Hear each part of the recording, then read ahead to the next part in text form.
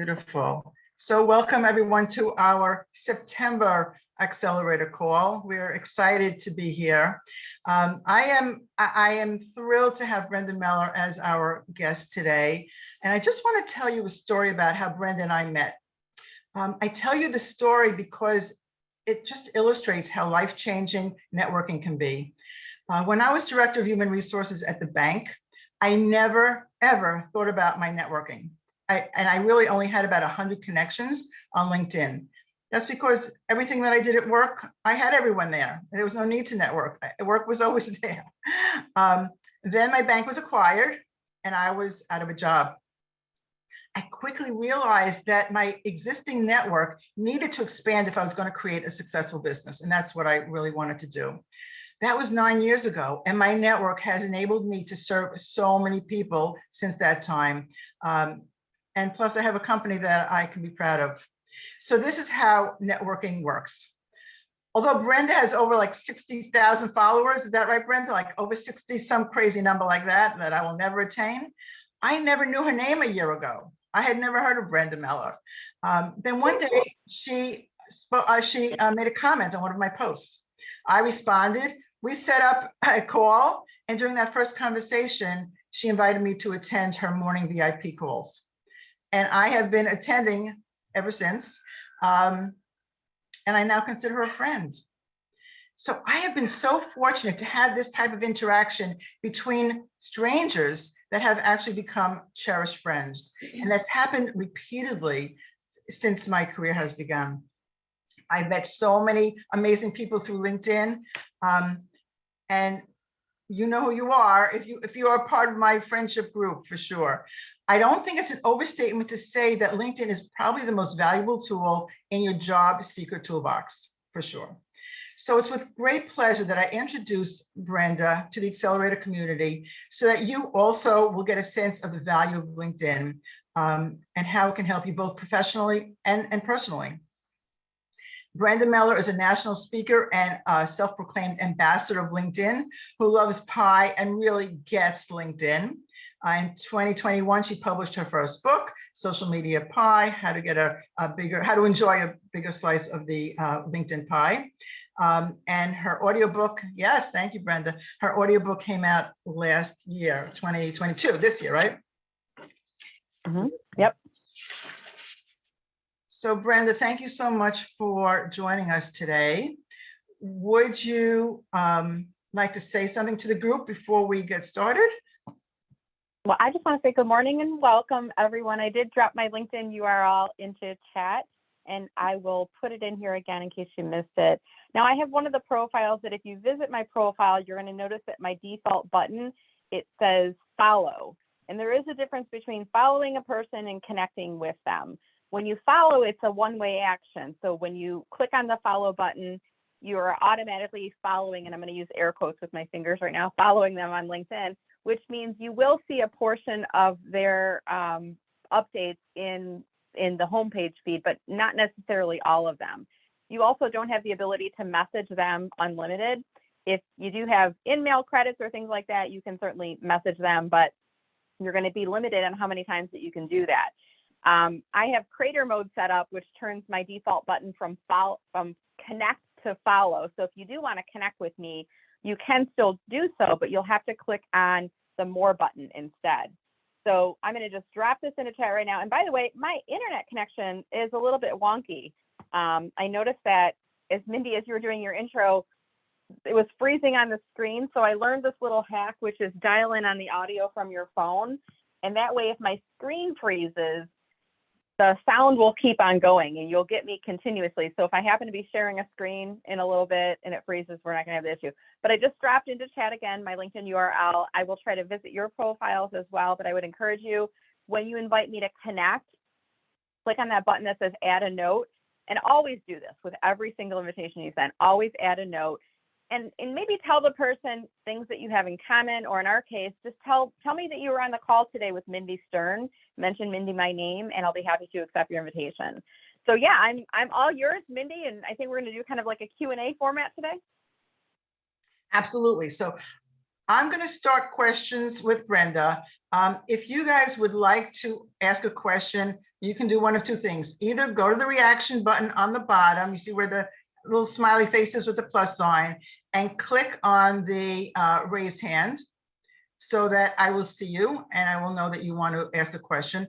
Or if you're a little shyer and you don't want to be on screen, please just put your question in big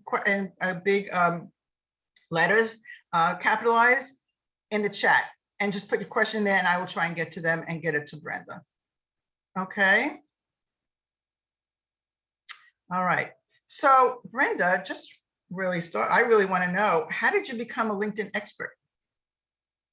By mistake, really. I didn't intend to, I didn't set out to. I'm an introvert at heart, and Kenneth, who's a fellow introvert at heart, he really gets this story. So back when social media first started happening, Facebook was all the thing, and everybody was on Facebook. And I had friends, like my college friends, were like, "You got to be on Facebook. We're sharing pictures." I'm like, "I don't want to be on Facebook. What is this thing? I don't want to connect." And they would tell me stories about how they would connect with people from high school. I'm like, "I don't want to find my old boyfriends from high school. I'm like, I'm married. I don't need to do that." And I really resisted it. But I remember back in the day, we would get like messages, and it would say, Adam asked you to join his LinkedIn network. Peter asked, and it would like email you, and you're like, what's this LinkedIn network thing? And I remember it was someone at my my corporate job who worked in the marketing field. Her name is Erica, and she sent me an invitation. And the next time we were in a meeting together, I said, "What is this LinkedIn thing that you're telling me about?" And she's like, "Oh, you got to check it out." And she told me about it. She told me it was all professional networking, and I was like, "What is that even?" But I just kind of stumbled into it, and I found for me, being an introvert at heart, it was really easy to have conversations with people online professionally. I didn't have the weirdness of the social networking part of it. And I just leaned into it, and I had a marketing background, so I kind of started to use what I knew from a marketing perspective in LinkedIn. And over time, I had a knack for learning it and then starting to show and teach it to others. And one day the clouds parted, the universe nudged me forward, i.e. corporate restructuring happened. And I found myself in the situation where I was looking for a full-time job, but I had ramped up my presence so much on LinkedIn that people started approaching me to do coaching and consulting work. So luckily, everything happened the way that it did and in the order that it did, because I never would have had the courage to leave corporate and go out on my own. But yeah, it's not an intentional backstory. It's more like I kind of fell into it and I leaned into it and I had a knack for it. So yeah, I'm really having a blast, and I've used it as a job seeker. So a lot of the questions that you all may have about using LinkedIn on job search, I've done the same thing. And I really have a passion for helping others, as do you, Mindy. Absolutely. That's cool. I love that. So we have a room full of job seekers, Brenda. What would you say are the most essential things that job seekers should have on their LinkedIn profile that absolutely must have? Yeah, so I'm gonna give you some different tips as we go throughout the conversation, and I'm gonna give you the word PIE as an acronym. So if you have like a notepad in front of you, I'm gonna ask you to write the word PIE down, but maybe write P and then skip a couple lines, I, skip a couple lines, and then E. And P stands for profile optimization. So if you are a job seeker who is in career transition, looking for a new job right now, you need to have an optimized LinkedIn profile. And I'm not gonna name names, but I'm gonna just use an example of someone who just sent me an invitation to connect. When I visited your profile, it's you standing on stage and I cannot see your face. And it's impressive because you're up on stage, but I can't see your face. So our profile photo is an area that is one of the most important, because it's the first impression you're giving of people when they visit your LinkedIn profile. So make sure that you have a nice looking headshot photo, which is really, it's just your face. Maybe a little bit of your shoulders, but really just your face. We need to make sure that we can see you. Make sure that it is a good looking headshot. This is the first impression. Almost think about if you're going to an interview, you're wearing the same thing in that headshot photo that you would be in the interview. Shouldn't be taken in the back, the car with your back seat behind you, or one of those wedding photos where you can see somebody's arm is cropped off of you if you're wearing a tuxedo or something like that. But it really should be a nice looking professional headshot. If you have the money to pay for a headshot photographer, it is worth it, especially if you are looking to make a career transition or to find a new job in a management or leadership position. If you don't have the money, at least don't do a selfie, because we can always see that weird angle with your chin when you hold your camera up. So prop your phone on a bookshelf or something, use the timer, and you can take pictures of yourself, or have a friend or a family member take them if you are, don't have any budget. Or you can go to like a Walgreens or a CVS and get your passport photo done and get it on CD or a DVD or a drive where you can upload that to your LinkedIn. So thinking about your profile, the top of the profile is really the most important. The header, rather the headshot photo and the header graphic in the background. But you want to make sure that your LinkedIn profile has been built so it's helping you to position you for your next job. If that makes sense. Mindy, do you want me to keep going on the tips, or do you want to do a little bit of Q&A with this? What do you think? We have 2 questions so far. So we could hit those and then we can keep going back to the tips, because I know we could do 5 hours on tips, right? We could. And we only have 1. So I want to be sure to get as many of these questions as I can. Oh, we see our first nugget. The top of your LinkedIn profile is what's most important. I love that. Okay. Yeah. Thank you. From James McGarity, has people who are trying to connect with him that he doesn't know, and they're asking for their email address, which he doesn't have. Is there any way to bypass that? James, that is actually set up on their account. They've specified that, and it's likely because they're at a pretty high level within an organization, or maybe they're just being flooded with inquiries coming in and they want to be more selective about who they invite into their network. So my advice for you, James, is if you do know their email, use that. You can certainly try to Google it and try to figure out their email. If I were to put in at mellermarketing.com email addresses, LinkedIn might or Google might show me it's first name dot last name. So you might try that route. But if they put that in place, James, it's intentional. They're trying to screen in people that they know and trust into their network. So to try to bypass that, they might feel like, well, how did James get my email? So if I were you, instead, what I might do is try to interact with them on their posts. If you can try to connect with other employees at the company first, then you have some common connections, then you have some familiarity built along with them. If you do have an in-mail credit, you can try to send them an in-mail and say, hey, I'm trying to connect with you, but LinkedIn is requiring your email. If you feel comfortable, can you invite me to connect or let me know what your email is? But it could be just because their level in the organization, they don't want to connect with as many people. So I like to say respect their wishes and don't try to figure out a backdoor way in. If you don't have their email, try to connect with other people at the company instead. Does that help? I think Scott is adding to this conversation. He said that sometimes they don't even realize that they have that filter on. That's probably true. Could be. There are occasions where LinkedIn will change settings and they won't tell you, or you might be in the settings area and you turned something off that was something different instead, one of which being that field. So it could have been unintentionally changed to that. So that's why you might want to, even if you have any in-mail credits at all, send them a message and just say, hey, Kelly, I'm trying to connect with you, but LinkedIn is asking for your email address. Weren't sure if you were aware of that or not, but if you'd like to connect, could you send me an invite, or would you mind giving me your email, right? And then Kelly might say, oh, I didn't even know that was, that's a really good point. They may not even know that is required. And then there's actually a way you can go inside LinkedIn Help and get instructions on how to fix that. Okay, beautiful. I'm going to piggyback on that question because I believe that you cannot rely on just one method of finding jobs. Some people are kind of stuck on I'm going to send my resume to as many job boards as I can. I call that spraying and praying, and I don't think that works too well. So I believe that there's 3 methods that you need to use. You've got to target specific jobs for sure, right? You've got to target specific companies for sure, and you've got to target people, so that's the whole networking piece.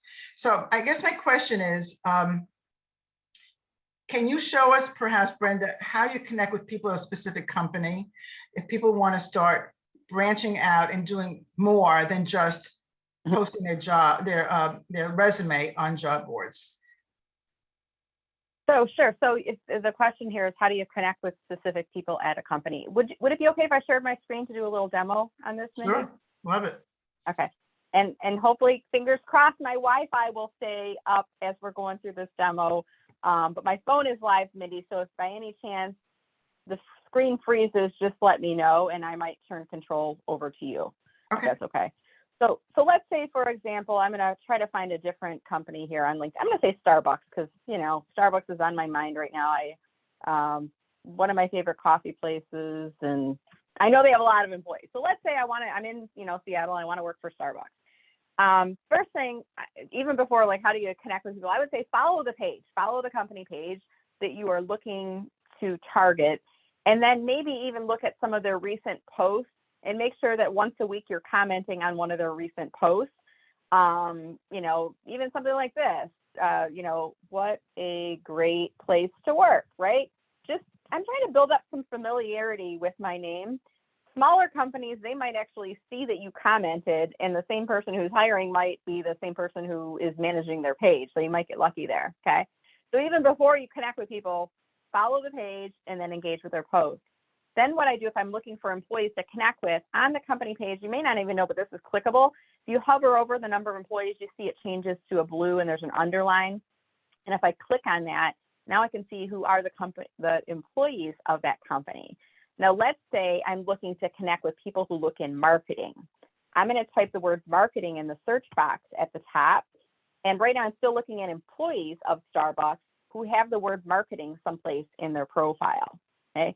Now, I have a good chance of connecting with people that I share common connections with. So the next filter that I might apply, I'm going to click on connections and I'm going to click on second. Okay.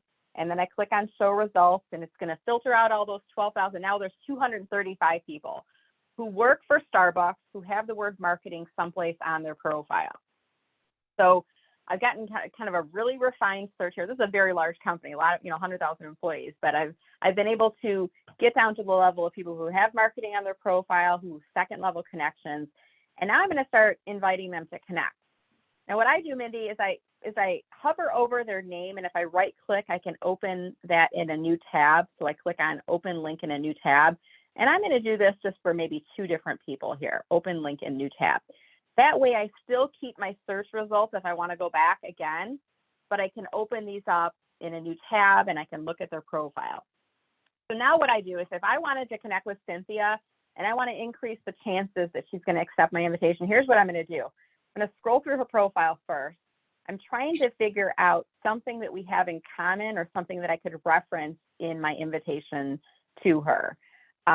Sprinkler, I remember I had a little laptop privacy cover a while back, so I'm familiar with that organization. Looks like she's worked in a lot of different marketing companies throughout her career, and she's from Boston originally. All right, I got something I can reference in here.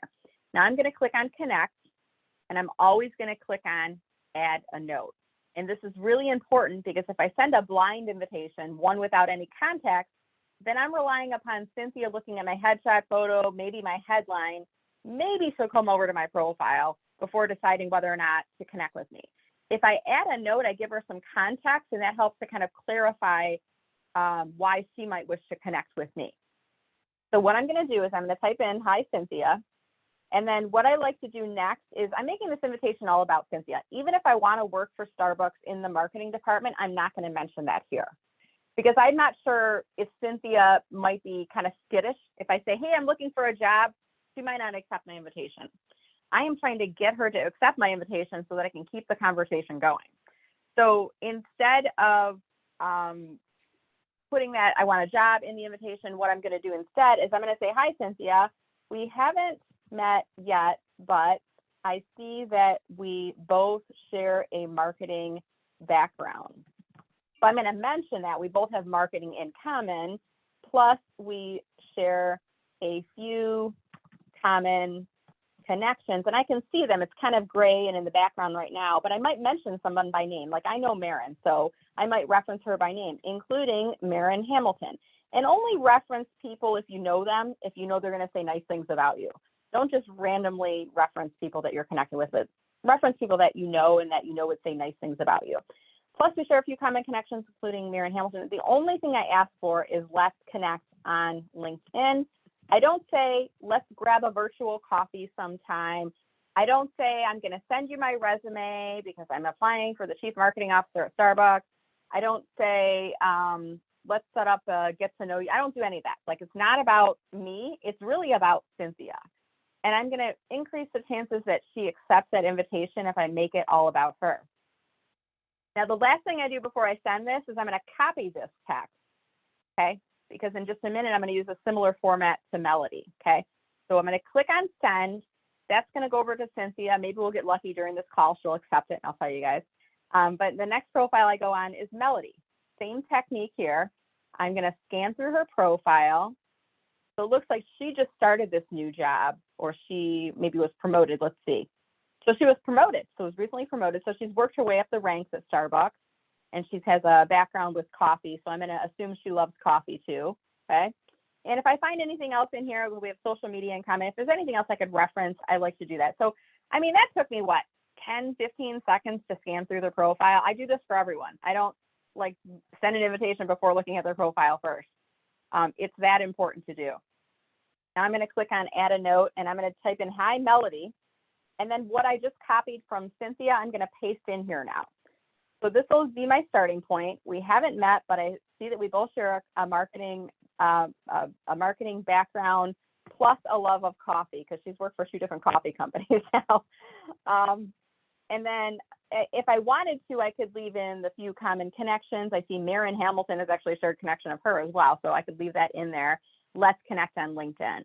So that's the technique. We started on the company page, we clicked on the employees, and then we navigated it to employees in the department. Was that helpful, Mindy? Did I cover what you were looking for there? Absolutely. That was beautiful. Can you put a sample of that text that you just put into Melody's connection request into the chat, maybe? There you go. Just dropped it inside there. Yep. And keep in mind, it should be personalized to the person. So if you have met, tell them. You may recall that we were both at the XYZ Leadership Conference. Let's connect on LinkedIn. And if you don't have common connections or you don't know them very well, don't reference them. So really, it's like a semi-personalized approach. It's not something I would put in every single invitation every time, but you do want to like use that format, that template, if you will. Fantastic. This was great. James has a follow-up question for this. Do you think we should accept all connection requests? And I have heard a variety of opinions about this. And I would love to know your opinion. I could share mine also, but I don't accept all connection requests. I need to know somebody, and I get a lot of requests to connect for people who really are trying to sell me a product or a service. We can increase your coaching to $10 million a year. Just, you know, accept my thing. And I'm like, yeah, I don't think so. I don't really want $10 million. So, so that's my, you know, I need to know somebody before I connect with them. But what's your feeling, Brenda, on that? All right, so I'm going to start with a little bit of an explanation before I get into my straight answer. So LinkedIn only allows us to have 30,000 connections. Only, I mean, yeah, 30,000 is a lot. You know, I'm not even there yet, but 30,000 is the limit. As you get over 15,000, you probably will start to be more selective on who you accept invitations, because you don't want to get to 30,000 and then have to kick people out of your network to accept others in. The average person, though, you can either choose to be very selective and only let people into your network that you know, that you've met, or that you feel are a good fit. Or there's an opposite end of that spectrum. And these people are called LinkedIn Open Networkers, LION. Sometimes they have lion in their name or in their headline or something. They will accept any and all invitations that are sent to them, no questions asked. They're of the mentality that the more connections we have, the more we can help each other, the better this world will be, blah, blah, blah. James, if I were you, and I think I know which James this is, I'm looking at your profile, the level that you're at, you're probably getting a variety of connection requests coming to you. Some are intentional. There is a reason those people want to connect with you. It might be because they're hiring and they're looking to talk to you about a position. They're recruiters, headhunters, hiring managers, or people who work for an organization who are helping with the recruiting function. If you're in a sales role, which I believe you are, James, a portion of those people are salespeople trying to connect with you because when you do land in your next job, they're going to pitch you, right? And they're trying to get in good with you now, right? Before you land in your next job, so that when you reach out, when you get that new job, they're going to say, hey, James, how's the new job going? Can we sit down and have a cup of virtual coffee and blah, blah, blah. I'll sell you my demo, whatever. There's random people too, and you may notice sometimes LinkedIn will say, hey, because you recently followed Bob Doyle, here are a bunch of people we think you should connect with. And you can follow them, you can connect, depending on the buttons that are underneath them. If you click on the connect button, sometimes it'll send an invitation off without a personalization. So there may be no reason. It may be an unintentional invitation. Like if this was me and I clicked on Jim and Misty and Gerald and Jennifer, I'm just randomly sending off invitations because LinkedIn said I should, but I didn't look at their profile. There's no intention behind connecting with them other than collecting invitations, collecting new connections, I should say. Now, if you do have a larger network, more people potentially will see more of your posts on LinkedIn. How does this help you as a job seeker? Well, if you're talking about your expertise, your background, the fact that you're looking for a new job, the more eyeballs on that, the greater your chances that the right person is going to see it. And that's a good thing. So for this reason, James, now I'm finally going to get to the answer for the question. What would I do if I were you? I would screen in every invitation you received. And there's a way that you can do this. In the top of your LinkedIn where it says My Network, click on that My Network and it'll show you a list of all of your pending invitations. Then you click on the number. Mine says see all 109, and this includes invitations to follow pages, invitations to connect with people, invitations to subscribe to newsletters, and invitations to events. So I'm going to click on the People tab right now. So I see I have in here 23 invitation requests that have come to me from people. Some of them are people like Michael, who are using probably automation to send this invitation out. He has no interest in really getting to know me. He's looking to pitch his business. Sometimes I get people that I don't know who they are. So what I do is I'll actually open up their link in a new tab, just like I did previously. And what I'm looking for, are they in my geography? US and Canada is really all I deal with. Outside of US and Canada, I'm much more selective. So I see Emmanuel is in New York, Ford Motor Company. Let's see, maybe he was left. He could have been in the downsizing recently, and maybe he's on the call, I'm not sure. I know Ford just did some layoffs. Now, this gentleman is in Bangladesh. I have no clients in Bangladesh, and I'm really looking to keep my business focused in the US. I don't see a real benefit to me to connecting with that individual. So in that case, I'm going to ignore that invitation. Oops, I'm sorry, wrong one. Emmanuel, if you're on the call, I'm going to invite you to connect. I apologize. In the gentleman in Bangladesh, I'm going to ignore that invitation. Okay. So the other ones, let's say Julia Childerson, there's no personalized invitation. Maybe I'm on the fence. Okay, she's in St. Louis. I'm not really sure why she's reaching out to me. What you can do is you can actually message these people, and you can put a note in there. You can say, hi, Julie, thanks for the invite. And you could use like, have we met? Or you can say, what brings you to my profile? Like you can ask a question, and this will actually help to screen in intentional invitations and screen out unintentional invitations.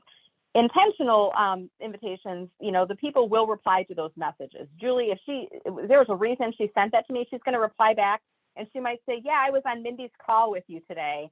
I missed the step to send a personalized invitation. Or maybe in Emmanuel's case, I'm going to send him an invitation, by the way.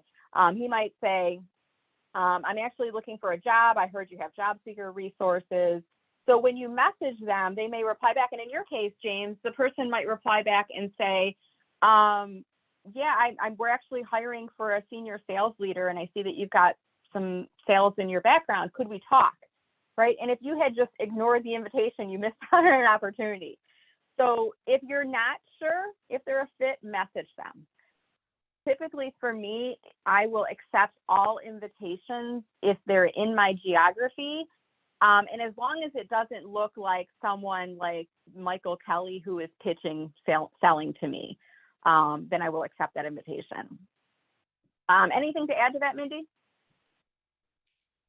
I think that's great. I'm looking to see if anyone asked a question about that. Yeah, that was good. Thank you. And I'm not sure if Emmanuel is on the call or not. I ignored the wrong invitation. I'm gonna send him one right now while we continue on here. Hey, So James. you can go ahead, Mindy. Yeah, James McGarity. I just noticed in the chat that you're part of the 3M, a nightmare from last week. Hopefully you will join us next Tuesday when we have a call. Yeah, I saw that. Yes, thank you. My pleasure. And if you don't mind, if you know of other people who were impacted, if you could send that information to them, that would be great. We're trying to capture as many people as we can. We don't know who all was impacted. We're just hearing it through the very healthy grapevine we have here. Yeah, understood. So if you can share that, that would be great.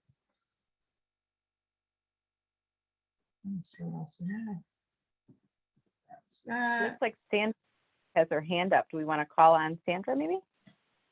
I don't see that. She has her hand up. Who is it, Sandra Weiss? That's the little hand emoji inside Zoom. Okay, Sandra, what's your question? My question is, so you mentioned about connecting with people for companies. So I did take your advice and look through the companies for human services and found quite a bit. What's the most number of people I should connect with, since there's quite a bit? At an individual company, you're saying, or total for connections? For connections, Mhm. they work So at a variety of different companies. Yeah, so really there's not a limit to how many people I would connect with. I would say as many as you can, to be honest, Sandra. Okay. In an average, I believe the regular free basic user account on LinkedIn, you can send out 100 invitations to connect. I think that's still the number. And if Kenneth, if you're still on the call, or Mindy, if you know if it's any different, but I think it's 100 you can send out. And I'll be honest with you guys, I rarely hit the limit. And I'm a heavy user of LinkedIn, because of the fact that if you're sending out personalized invitations, it takes time to do that. I'm not going to send out 500 invitations in a week. I'm going to send out maybe 20 or 30 every week. Now, if I was a job seeker, every day, if I were you, Sandra, I'd be sending out 10 new invitations. And when I say that, you might be like, well, I can send out more than 10 in a day, but 10 is sustainable. Okay. 10 is something reasonable to do every single day. And if you save that search results, you can go back to your search results quickly and send out 10 more. But you do need to look through their profile, add a personal note, send the invitation. And then after they accept the invitation, then you need to message them back. And what I will typically do in the second step is then, this is where if you are a job seeker, you let them know. Thanks for accepting my invitation, Sandra. I'm currently looking for my next role as a human services director or manager. I noticed that XYZ company, your organization, is hiring for these positions. And then here's my question. Do you have any insights into the hiring process? Or do you know where they are on filling that position? So I kind of give them a soft question. I don't say, here's my resume, can you apply on my behalf? Because that's too much too soon. Or you might even say, if you'd be open to it, could I send you my resume? So I'm going to ask permission first before sending it over. I'm not going to force it on them. But I would say even take it a step back from there. And instead of sending the resume or forcing the position application on them, say, I'm considering applying for the job, or I have applied for the job, but do you have any insight into where they are in the process? So you're trying to get them into a conversation. You're trying to build up trust.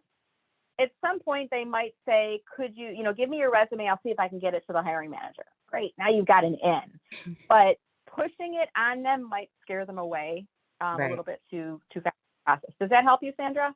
That helps very much. Thank you. And I saw another question from somebody about is it recommended to reach out to HR, right? I don't remember who wrote that, Yeah. but I see that. How do you feel about reaching out to HR, Brenda? That was Well, Cindy. Out to HR, and this is, I'm not sure, I think we have a little bit of background noise. If you guys aren't talking, if you wouldn't mind muting yourself, it just helps to prevent the background noise there. So here's my thoughts on reaching out to HR on LinkedIn. There are two types of HR people, and I'm over generalizing, but you guys will know what I'm talking about. There are the progressive HR, the forward thinking, the people that are active networkers who get it, right? And who are driving the company in a good direction. And there are the more dated HR people who everything is by the policy, by the books. We have a policy to avoid a lawsuit. I don't give recommendations. I don't give endorsements. I don't connect with people on LinkedIn. I don't connect with candidates. I don't connect with coworkers. They're very restrictive, kind of by the book. Those people will not accept your invitation. Now, you don't know which one they are. You might be able to figure it out based on their LinkedIn network, how large it is, how actively they are posting, how often they engage with other people. You might get a glimpse into that. So if it were me, I would say give it a try, but don't only rely on HR. And to Mindy's earlier point, you don't put all of your eggs into the applyinindeed.com basket, nor do you only connect with HR managers at the company. Connect with HR, but then if I want to roll in marketing, try to connect with people in the marketing department, or maybe connect with people who work in sales or IT or legal or other departments within the company. Try to build up more connections at the company, become a familiar name. And then when HR looks at your profile, they go, wow, Brenda was already connected with 12 people who worked for my company, right? And it might build up some trust because other employees have accepted you as a connection. So long story short, yes, I would give it a try, but keep in mind they may not accept it, and that's not your only in to make a connection with the company. Does that help? I'm going to add one thing to that, Brenda. Yes, thanks. Oftentimes, the hiring manager, so in other words, the department manager that you're trying to infiltrate, that you're trying to get to, has more of a say than HR in who they're going to interview.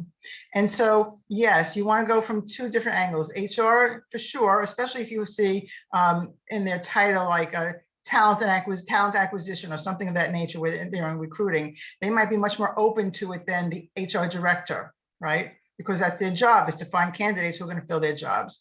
So I would go from the HR perspective in the recruiting avenue, but also looking at who is hiring and who are the hiring managers in the specific department that you want to get into. In Brenda's example, it would be a marketing department, and for an IT person, it would be the head of IT. So those are the two avenues that you should try if you know a specific company that you're targeting. Okay, does that make sense?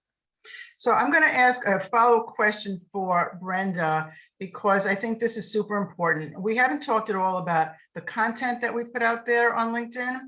And I think getting noticed by companies and having some credibility about who you are and what you can offer, it can be shown in the type of content that you post. So can you talk a little bit about posting content and maybe where they can find content easily, especially in, in niche environments? Sure. So I'm gonna give you general guidelines again to start with posting on LinkedIn. As a job seeker, somebody who is in career transition, or maybe you're working but starting to look at ramping up your efforts to find a new job, you should be posting at least once a week. At least once a week. Now, if I were you, if I was a job seeker, I'd be posting twice a week. One of those posts would be related to what I am looking for, and maybe it's talking about a networking group that you attended or a webinar that you attended. If you've never posted to tell people that you are looking for a job, that you're open to work, you need to post, and you need to let people know, because they may not be aware. And you could do a very open-ended post that says something like, if you're not aware, I'm currently looking for my next dream job as a director of marketing in Metro Detroit.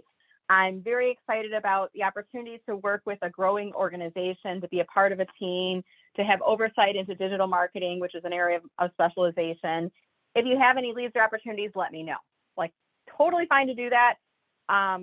No longer is being unemployed or in career transition, does it have the same stigma? I mean, so many companies nowadays have had to do downsizing.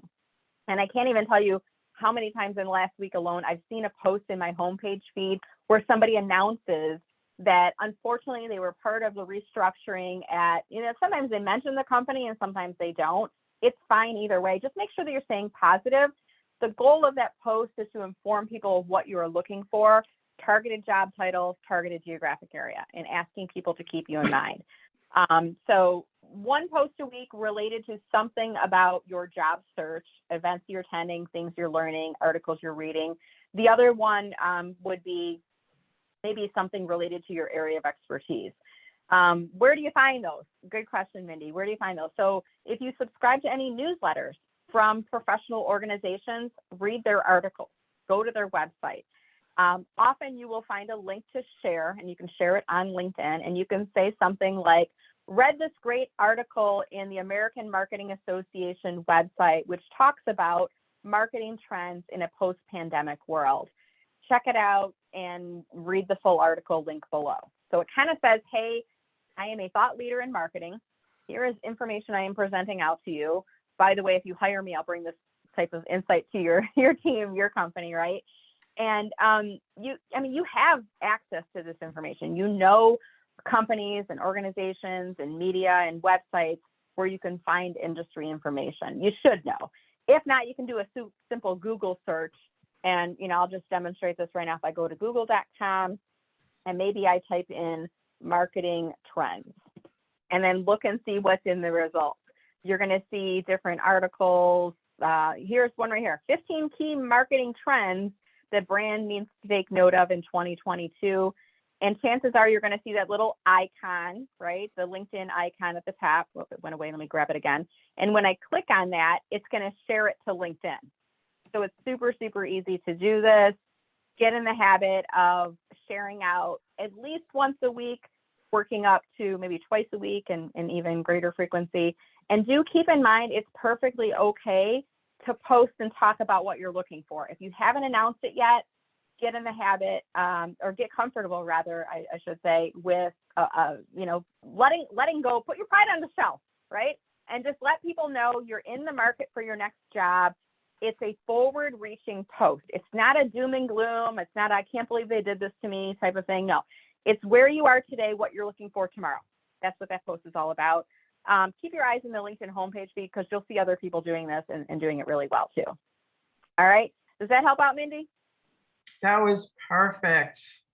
Actually, yes. Yeah, I like that. Posting twice a week. We're going to do a book drawing too before we end. Hey, Mindy, can I say something? Who's that speaking? Hi, it's Christine Grogan. How are you? Hi. If I could say one thing, hey, Brenda, I was late because I was on a call for work, but Mindy and I go way back. We started this accelerators, and there's people on this call today that I know that have lost their job recently with a recent cut at 3M. And my strong suggestion is what you said about when you post, make it positive. And I wouldn't say the company. The reason I wouldn't say the company, for instance, let's say it's 3M, which laid me off during COVID. It was KCI, it was bought. That's how I ended up meeting Mindy. I made a post about I losing my job and the great people out there, and thousands of people connected. And that's how Accelerator started. And one thing that Mindy and I observed over the last few years are people that do the woe is me, this company's bad. And then you try to help them. There's a few people Mindy and I did pro bono work for, paid for their resumes, loaned them money, the whole 9 yards. And it didn't fit well because they never even were gracious. So I think putting the name of the company, let's say it was Pfizer, take 3M out of it, and then someone jumps in and says something bad about Pfizer, and then you go down the rabbit hole, and then you don't have control of your post anymore. And then maybe someone from HR sees it, from maybe the company you're going to, even the legal people at the other companies. I would never say the company's name. And then if someone wants to know what company it was, they'll go to your LinkedIn and figure out who fired you or laid you off, I should say. Christine, thank you. I think the focus of being positive in our posts is really super important. We're here to lift people up, not to bring people down. And I think that's very valuable information. I've learned the hard way, Mindy. Good, Christine. Christine and I, she's one of the people who I met through LinkedIn. We've never hugged in person, but she's one of the cherished friends with me. So I am fortunate. Kelly, I see a bunch of people here who we all got together during COVID. All right, we're going to start wrapping up, and Brenda has a wonderful offer for you guys. So I'm going to give her the floor so she can tell you about it. All right, so I'm going to give away a free copy of my book, free autographed copy of my book. If you are interested, I want you to go into chat right now, and I want you to type in the word book, B-O-O-K. As you are doing that, I'm going to load up on screen here. I've got a site that I use. It's called wheelofnames.com. It's a fabulous site. It's like a prize wheel giveaway thing. And as you are typing in your the word book into chat, I'm going to grab your name and I'm going to load it into the prize wheel here. While I am loading your names in, I'll let Mindy, if you have any wrap up or final comments that you want to make, it'll give me a minute to type in the names, and then we'll do the drawing in just a few minutes here. Perfect. Thank you so much, Brenda. So this was amazing. I urge you to tell other people about, especially if you know that they have been laid off and are part of that 3M layoff, to join us next Tuesday at 11 a.m. Eastern. We also have monthly events. If you missed the current event, coming up events, we have our next event on August 12th when Joe is coming from Floodgate Medical, is a recruiter who's going to show us behind the curtain what is happening. What do recruiters really want to know about you? What do you really need on that resume? What are they looking for their key candidates? So both of those are right now. If you don't have the link is in the chat for sure. If you don't know how to save the chat, there are 3 little dots on the right-hand side of the chat. Once you click those, it should save for you. If you cannot figure that out, go to AIM Resource Group company page on LinkedIn, and the links are right there. That's where I create the events. So the links will be right there, and we need you to register. Christine, I think we have already 10 people for the meeting for next week. This is awesome. And Joe McClung's texting me right now, so I'll tell him you just talked about him. This is so cool. Yeah. I want this app. So this is called wheelofnames.com. This is entirely free.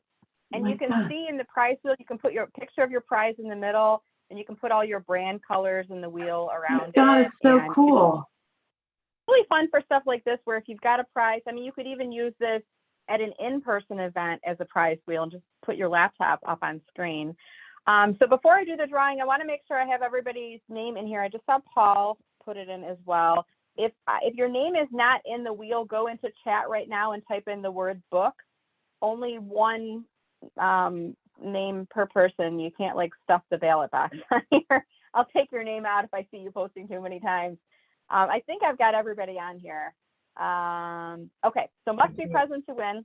So here's what we do. I'm going to click on the prize wheel. I'm going to hold my hands up. It's like Vegas, so you can see I'm not cheating. I'm not like touching my keyboard or hitting anything on here. This is randomized, completely randomized. There we go. Lisa. All right, Lisa T. Congratulations, Lisa.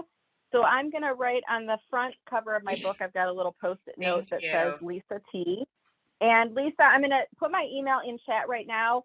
If you wouldn't mind emailing me a mailing address where I could mail that autographed copy of the book to you. And by the way, for anyone else here, if you have any LinkedIn questions, connect with me on LinkedIn, or you can email me. I put my email in there. Oftentimes what I will do is, instead of replying to your email, I will do a post about it on LinkedIn. I won't identify you by name, but I will post about it on LinkedIn. I'll post your response, and then I'll send you the link back. So you actually help to give me content ideas when you ask questions. So don't be shy in it. So Lisa, I'll get that book in the mail to you this week. Congratulations to you. So what's so funny about this, Brenda, is that I did a raffle for my book a few months ago in honor of my 8th anniversary starting. And guess who won the book? Oh no, was it Lisa? Lisa. And so she's got a library of these health books. And so, Lisa, you have it there? Oh, Lisa Tobin. The good news, Mindy, is that I read, so. Yes, there's my book. It's so funny. Not rigged at all, but Lisa, enjoy. She's a good reader, Brenda, and she'll be a good advocate for you as well. So Thank you so much, everyone, for being here today. It's just my pleasure to see you all and see all your smiling faces. Brenda, thank you so much from the bottom of my heart. Thank you for being a part of the accelerators. You're an honorary accelerator member. Anytime you want to join us, we would love to have you. And Brenda hosts Friday VIP calls for all job seekers. If you're interested, just reach out to Brenda and she'll be happy to send you a link. It's just amazing that we're a community together and we're all here to help each other. And thank you so much for being part of that great community. I hope to see you if you are part of 3M next Tuesday. If not, please join us on October 12th for our next amazing call. Thank you so much for all of your time and have an amazing day.